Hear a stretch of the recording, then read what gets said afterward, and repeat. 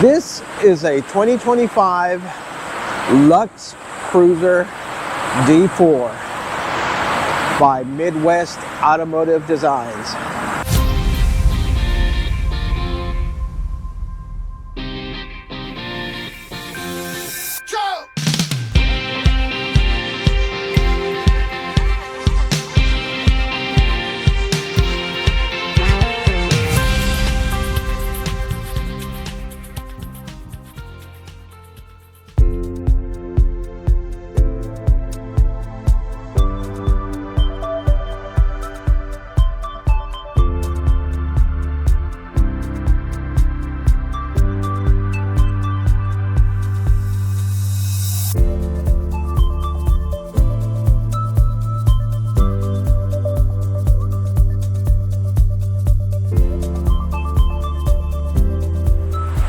This is a 2025 Luxe Cruiser D4 by Midwest Automotive Designs.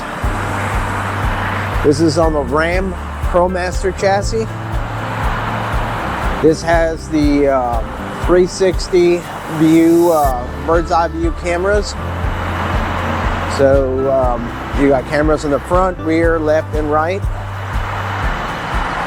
I'm going to give you a quick look around, and then I'm going to give you a quick orientation, show you how to use most of its major systems. As I said, it's on the Ram ProMaster chassis. And we're going to start here at the left front. So you put fuel right here. It takes unleaded.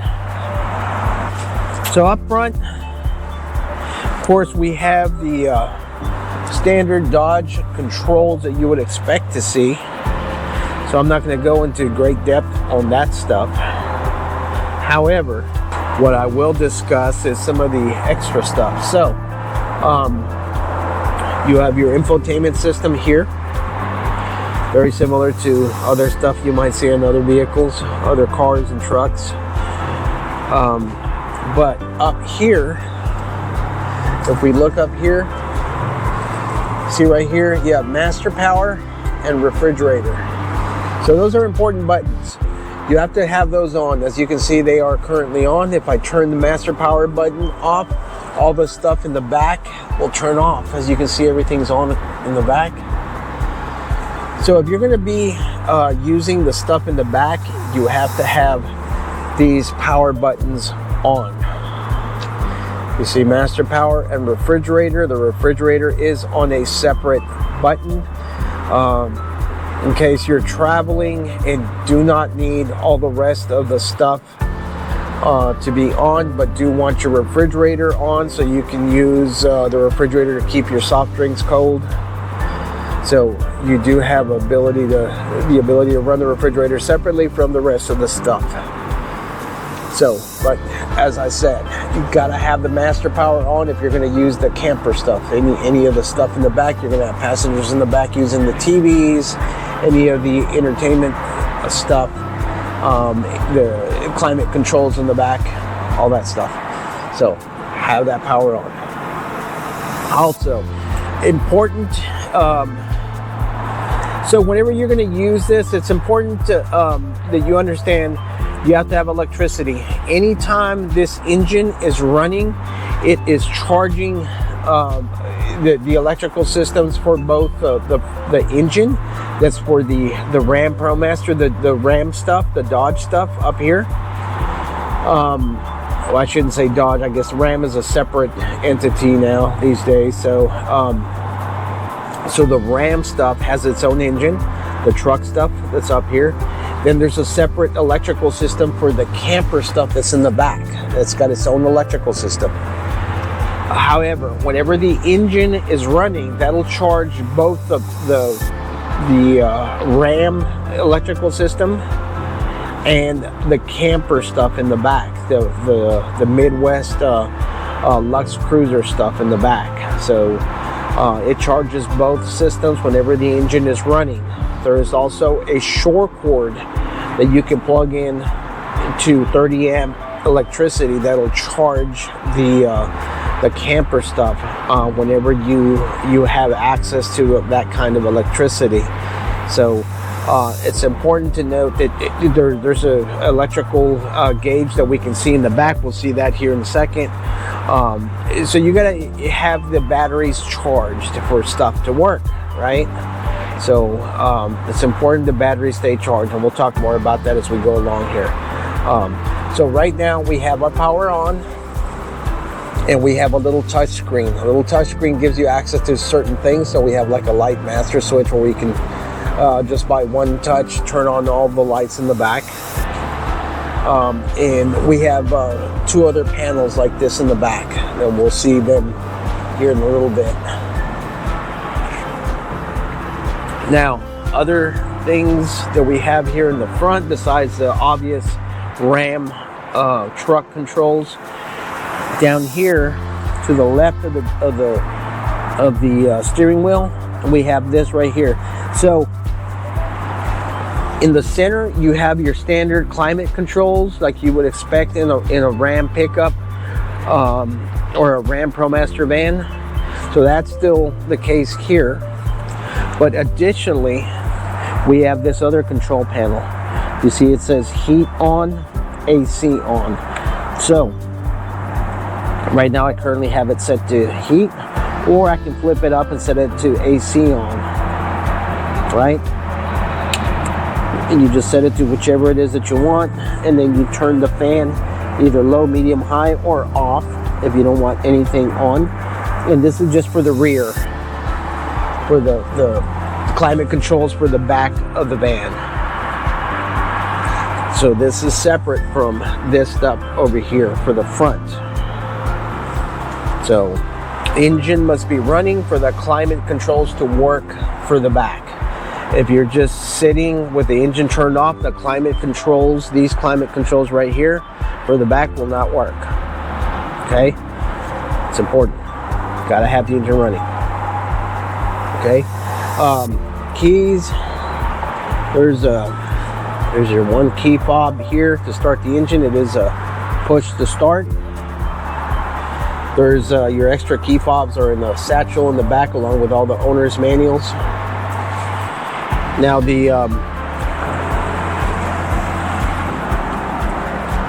seats, as you can see, are very nice leather seats, diamond stitched.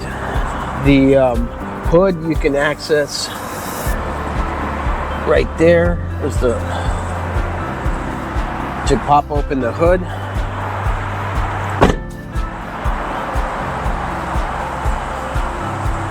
But the only thing you'd really come under the hood for would be the windshield washer fluid. Coming down the side, you have a nice clean look under this cover. Is where we dump our tanks. Black handle for the black tank, gray handle for the gray tank. Those T-handles are what we pull after we attach our hose right here to dump our tanks. So now,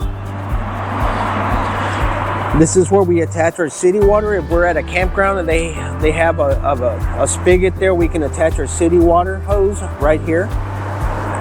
However, if we want to run off of our water we carry with us, our potable water, we would fill that water tank right here. So we can hook up a water hose here and fill our onboard water tank. That's our water we take with us.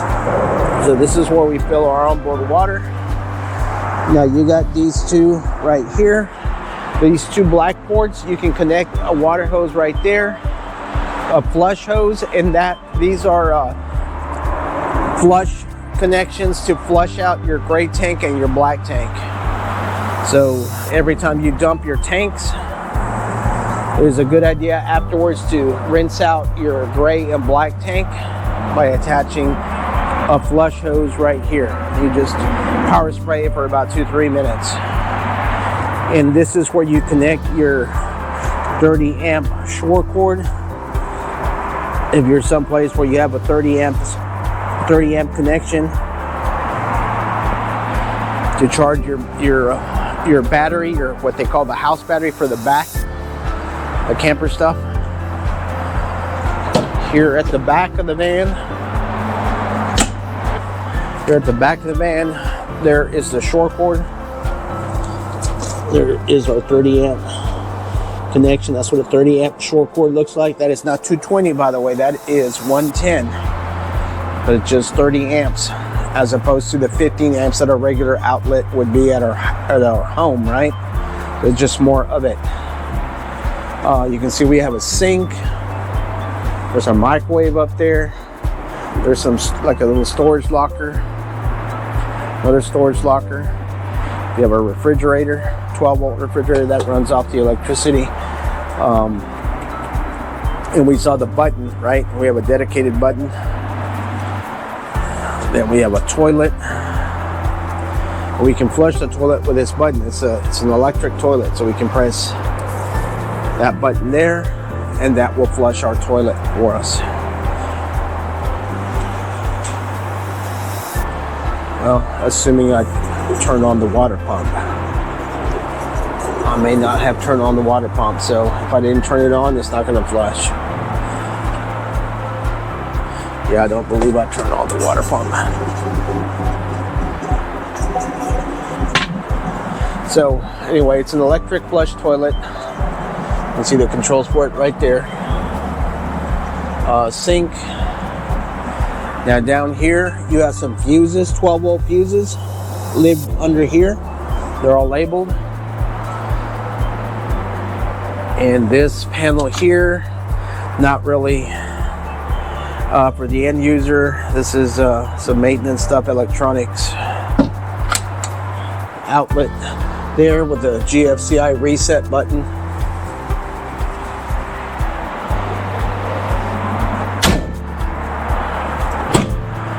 As we come around to this side, we see we have HDMI out and the TV out, an outlet. So if we wanted to set up a TV out here, like maybe we were tailgating or something like that.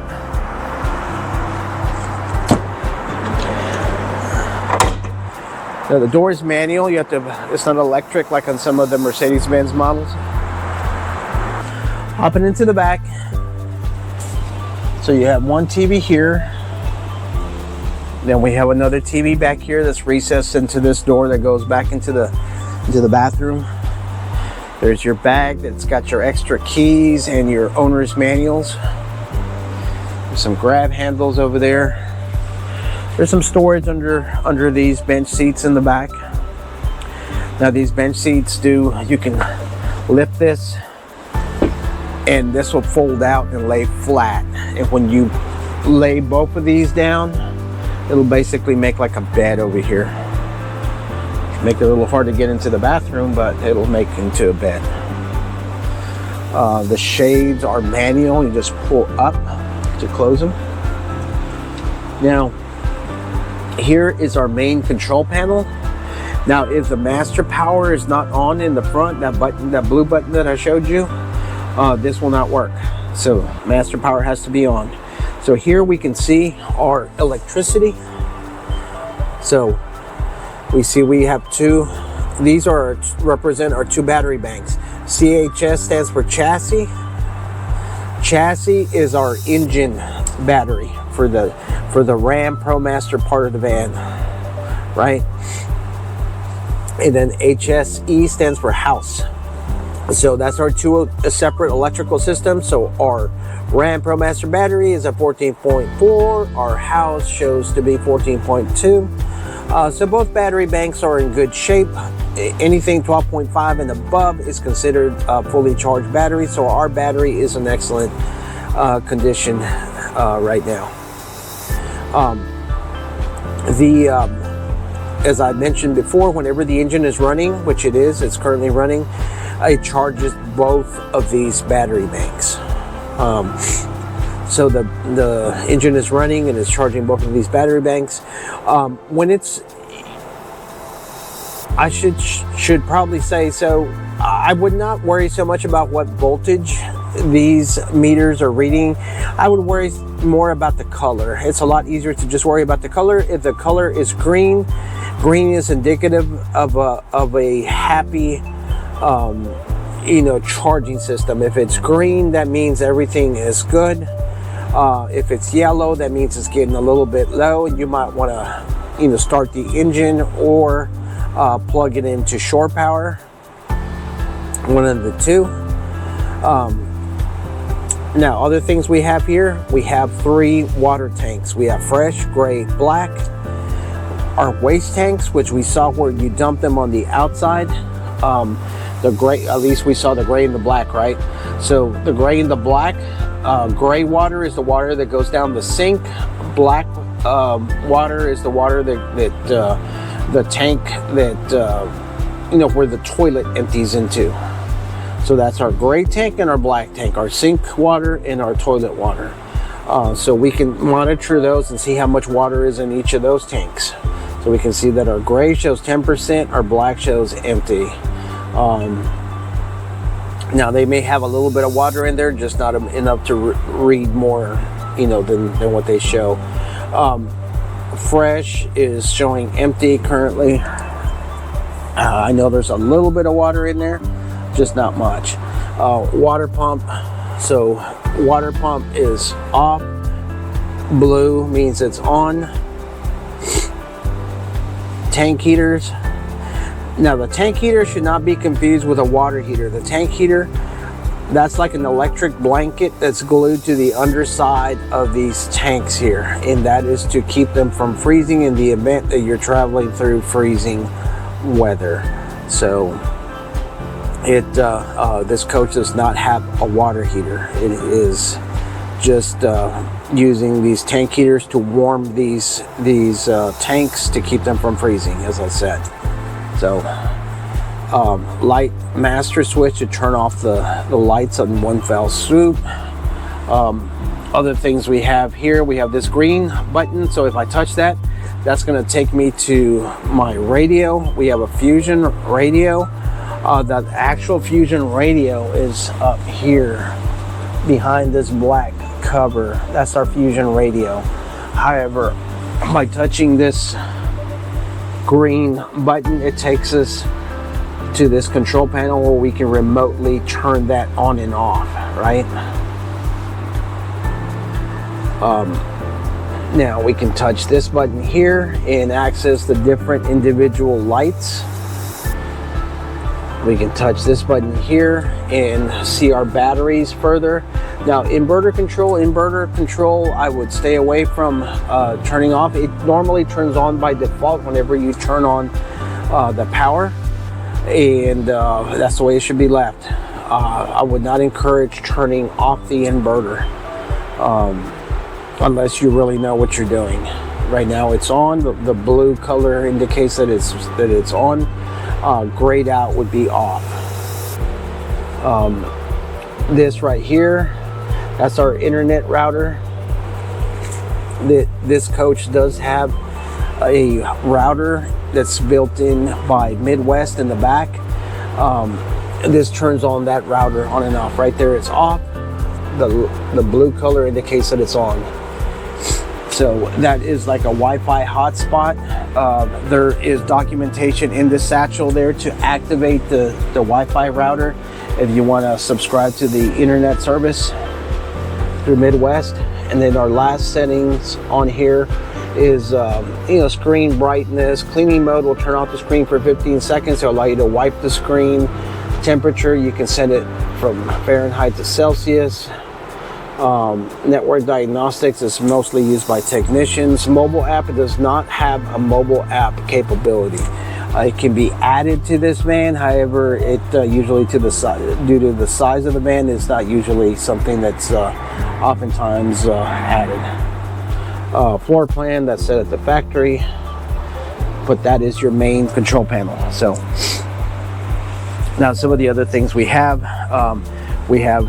USB charging ports. These are USB-A. Let's move into this second row of captain's chairs.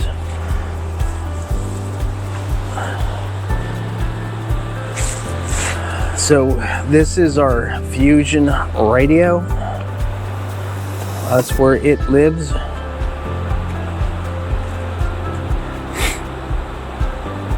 And right there it's booting up.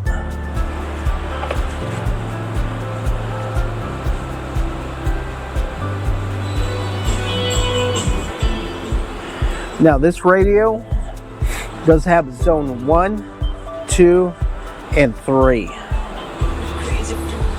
Now zone 1 is these speakers to the left and right of this front TV. Zone 2 is the speakers to the left and right of that rear TV. And then we have zone 3, and you see that blue light right there hidden behind this right side second row seat. That's a switch. That's to turn on the outside speakers. There are speakers hidden underneath the running board on the right side, and that is our zone 3. So you can individually adjust the volume level for each of these zones. So that's pretty neat. Also, as you can see with that blue button, you can deactivate the outside speakers if you wanted to. Now with this Fusion radio, you can see this is your source button, this little arrow. You can see the different sources we have available to us. So right now, this is on FM. So if I want to, let's look at our different sources. So for example, if I want to listen to the TV, this front TV, I can set it to aux 1. So aux 1 is our front TV. So aux 1, as I said. Aux 1, then we have AM, FM, aux 1 front TV, aux 2, I don't believe anything's connected there. Nothing is connected to optical. And then we have Bluetooth, so you can pair your phone to it.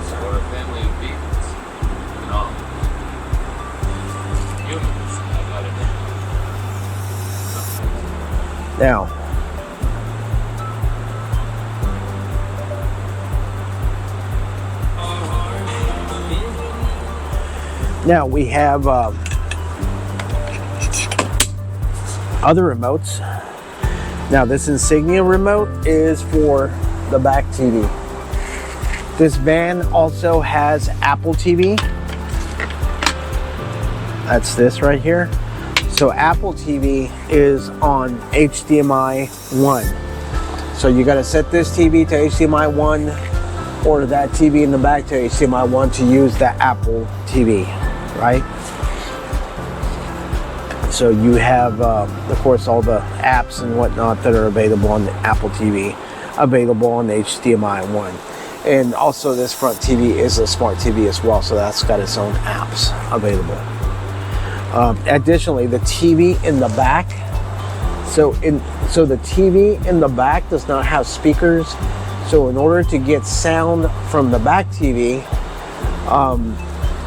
the way Midwest designed this, you have to use the included headphones. There's a pair of headphones included, wireless headphones that you have to use to listen to sound from the back TV.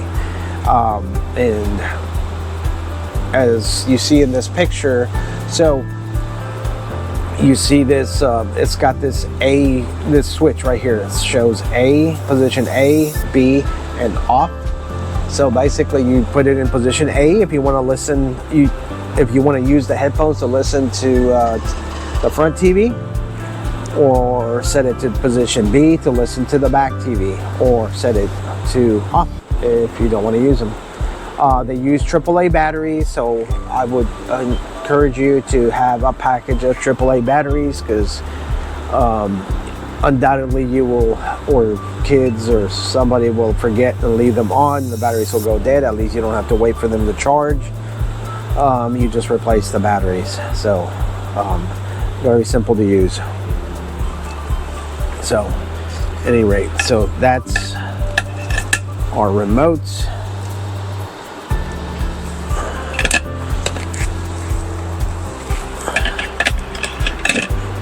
I'll turn this off. Oops.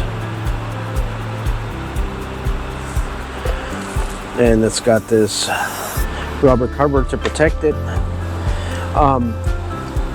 And this there's another one of these little panels here, little touch screen. It's got additional, you can get the control the lights from up here, and as well as your Fusion radio and settings.